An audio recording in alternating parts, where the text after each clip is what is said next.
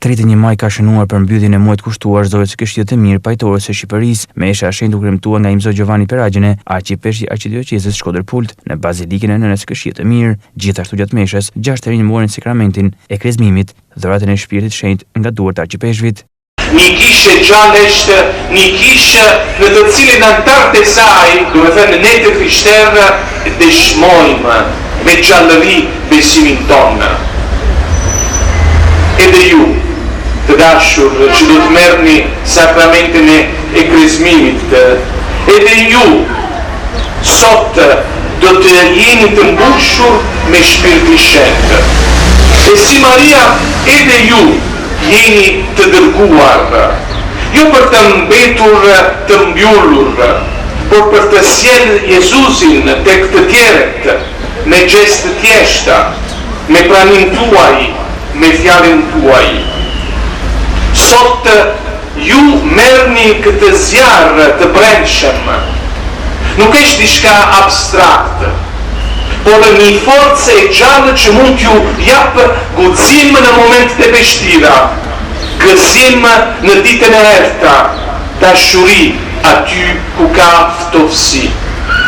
Mos e fikni këtë zjarr, o mos e lejoni që tjerët ju fikni këtë zjarr.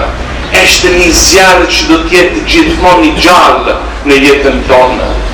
Por është një zjarr që duhet ta ushqejmë vazhdimisht. Mos mendoni që zjarr dashurin, zjarr Shpirti Shenjtë që merrni sot ngelin atje.